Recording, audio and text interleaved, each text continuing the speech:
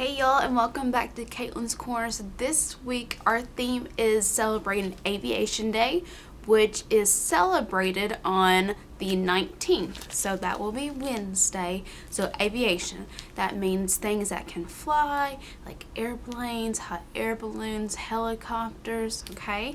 And so in 1939, I believe it was Franklin Roosevelt, he proclaimed that Aviation Day be celebrated on the 19th in honor of the Wright brothers. And Orville Wright, one of the Wright brothers, that's his birthday. So Aviation Day is Orville Wright's birthday, who was the brothers were the first to design the first airplane. So how cool is that? So we're celebrating all week long, of course, and today I have for you how people learn to fly. So we might learn a little bit about the Wright brothers in here, okay? So if you're ready, we're going to get started with how people learn to fly. All right, when you see a bird flying, do you dream about flying too? Do you dream about flying just like these geese? Do you run with your arms out, imagining that you're soaring among the clouds? Do you make paper airplanes? Do you fly kites? If you do, you aren't alone. For thousands of years, people have dreamed of being able to fly. How cool is that? They watched the birds and bats soar. They imagined people and other animals that could fly and told stories about them. So there's a Pegasus, that is a mythological creature about a flying horse.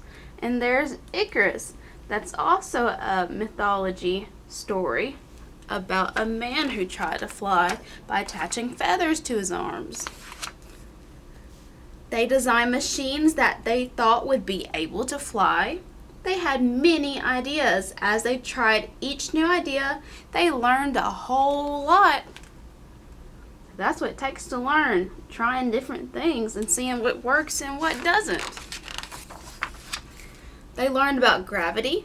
Gravity is the force that keeps everything on Earth's surface. Because of gravity, things have weight.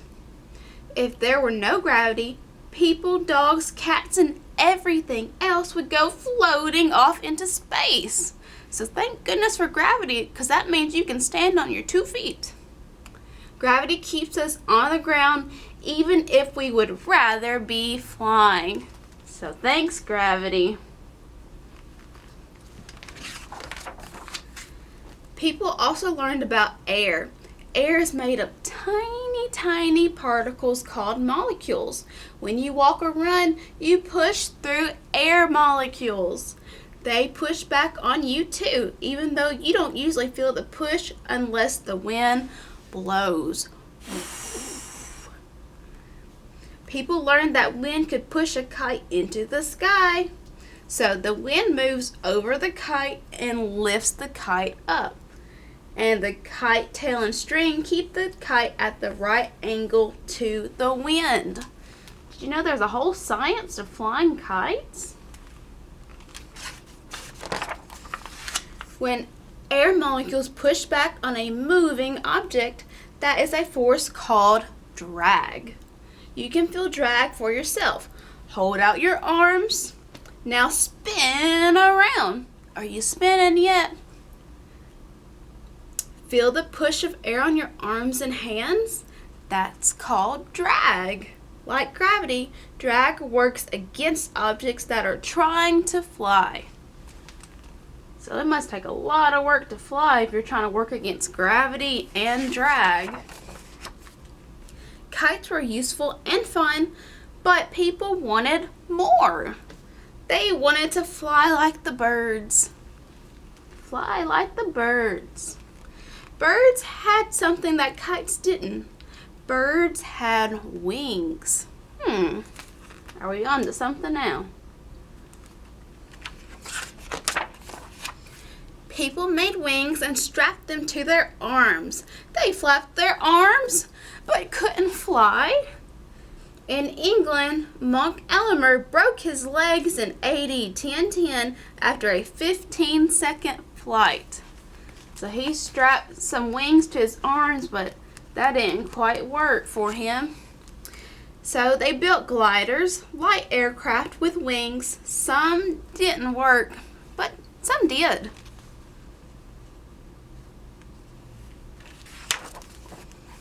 The gliders that worked best had special wings. These wings were arched on both the top and the bottom. The air pulled the wings from above and pushed the wings from below. When the wings went up, so did the glider. Arched wings help create a force called lift. Lift is the force that keeps birds and gliders in the air. So there's the different shapes, and the ones that worked best had arches on the tops and the bottoms. So with the wing, the air can flow over and the air can flow under due to the arches, and the flight direction you can head the opposite way. So the forces are opposite directions. Kind of cool. Kind of complicated too. Most gliders have long, thin wings. The wings create enough lift to carry the aircraft and its passengers. Gliders usually ride currents of the air the same way a hawk soars. Have you seen a hawk soaring in the sky? So that's similar to how gliders work. Gliders are very, very light, and long wings and air currents can give them enough lift to fly. But to carry more than just a passenger or two, an aircraft needs a whole lot more lift. The question is, how do you create more lift? What do you think? How do you create more lift to be able to fly more people? An engine is the answer. So an engine turns the propeller. It tucks back into the plane for gliding. An engine is a machine that changes energy into movement. The forward movement that an airplane needs to fly is called the thrust. More thrust makes an airplane move forward faster.